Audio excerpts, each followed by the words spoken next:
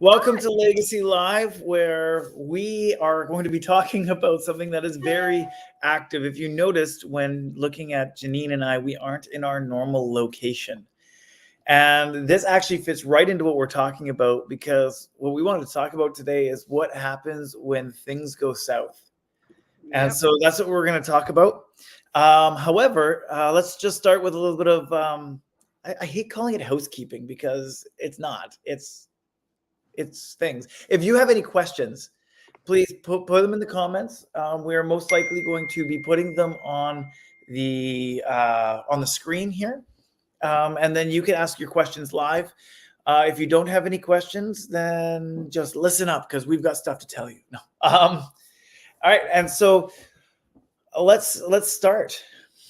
So Okay. we're going to talk about what we do when things go wrong. All right. Welcome, Janine. Thank you. You're in my backyard. Congratulations. How's your Thank you. backyard treating you? It's treating me very nice. I was trying to light a fire a little while ago. Just kill a spider. I admit it was an ugly, disgusting spider. All right. So let's jump right in here because let's talk about why we're not in the office today.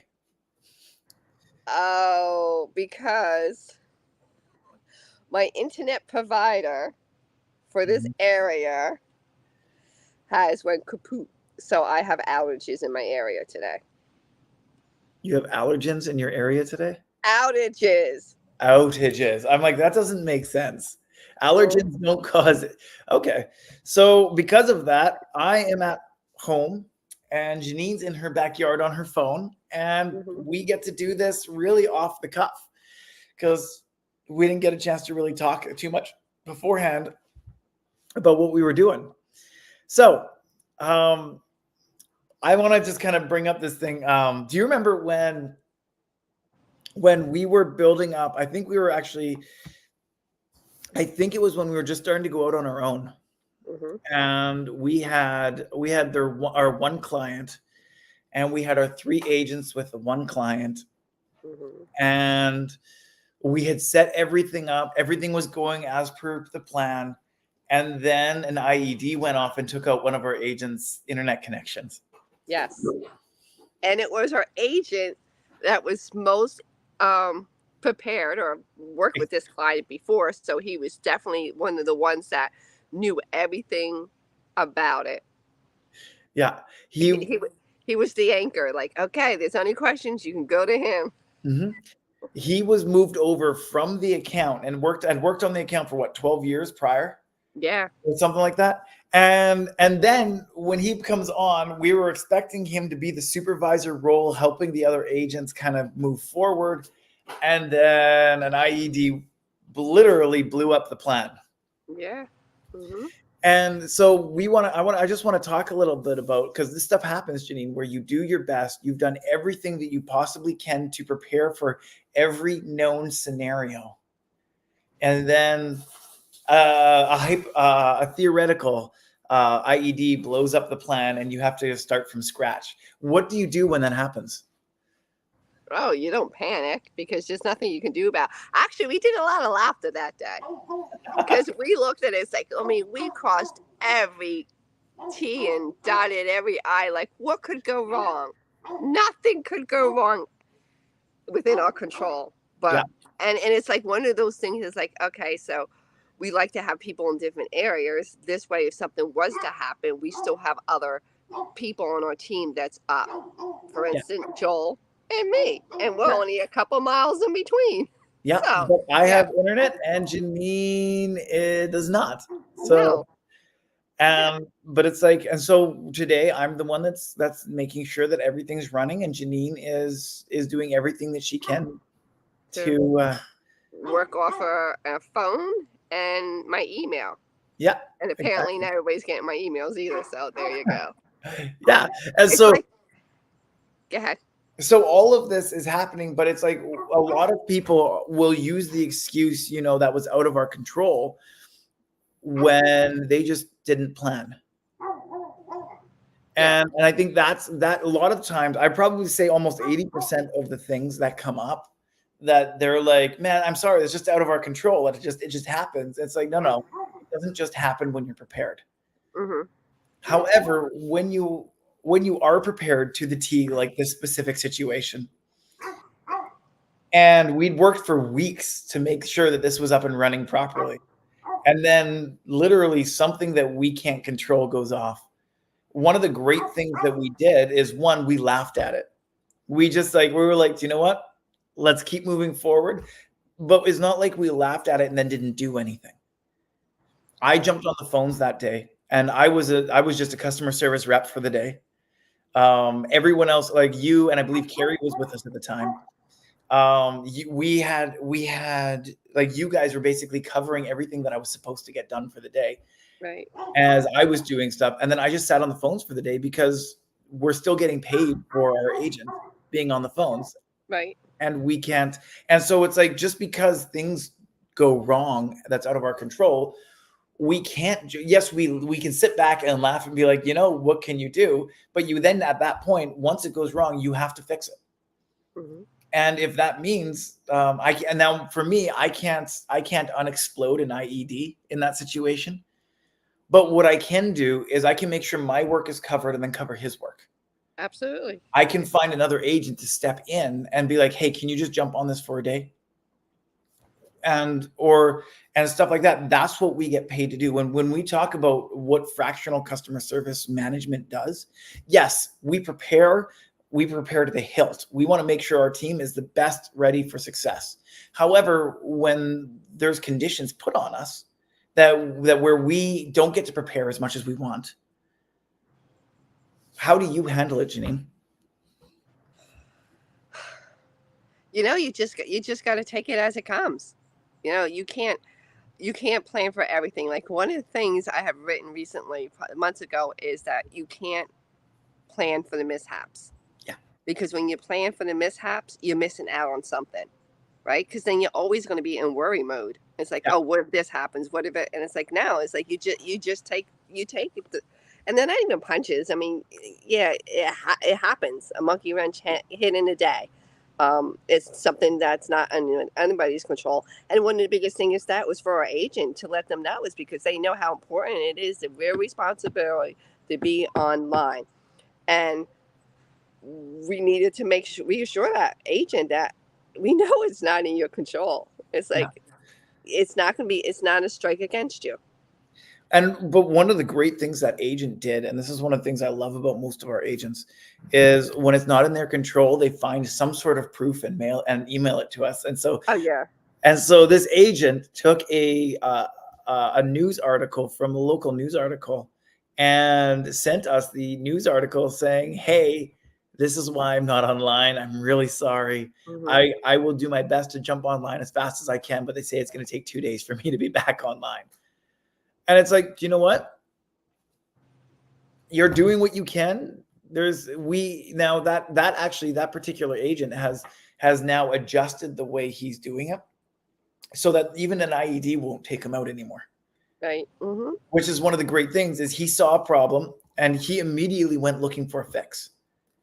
And now there's almost nothing that can take him out unless someone literally bombs his generator or his little battery or does bodily harm to him or his building. There's nothing you can really do about that.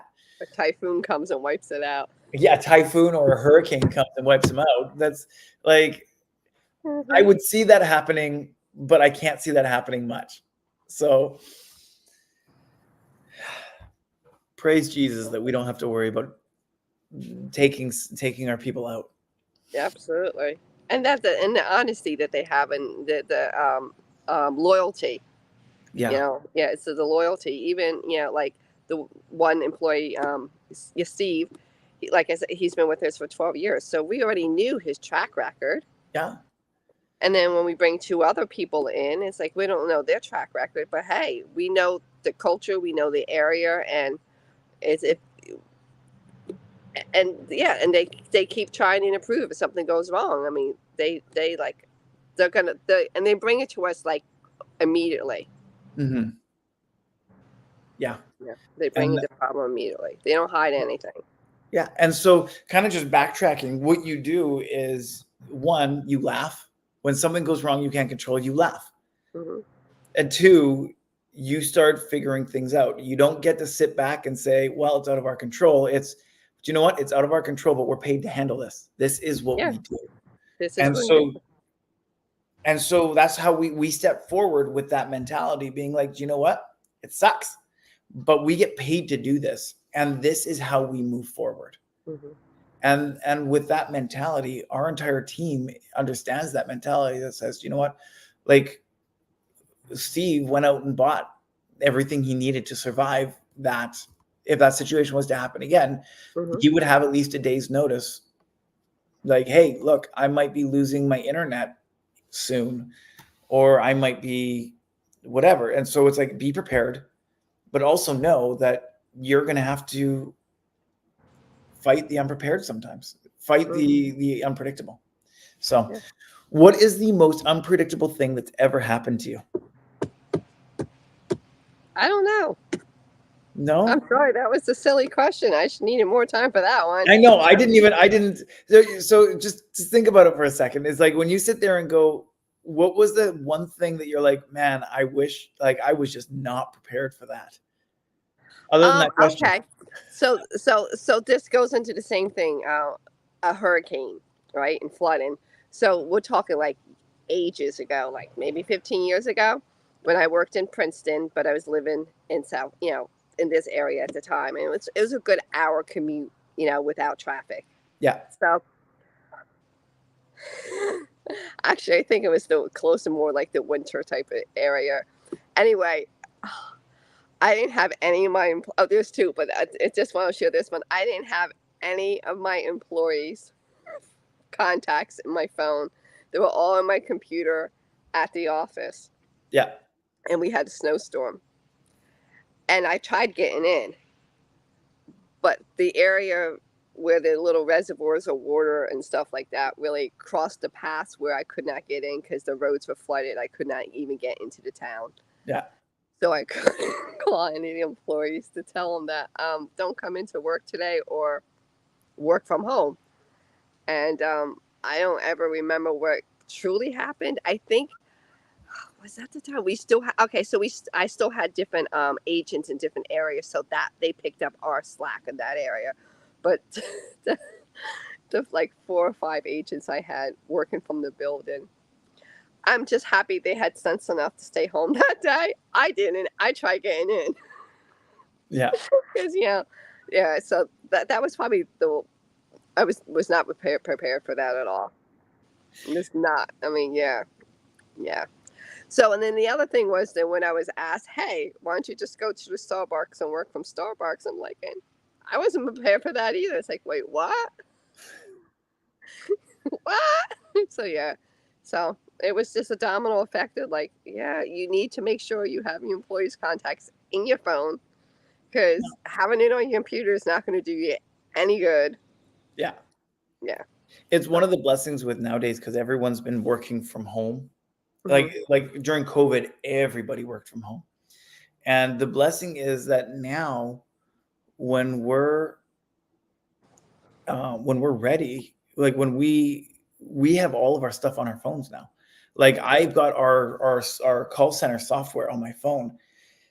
And if I need to talk to someone, I can literally just boom, boom, boom. I can text them and they get the message on their app.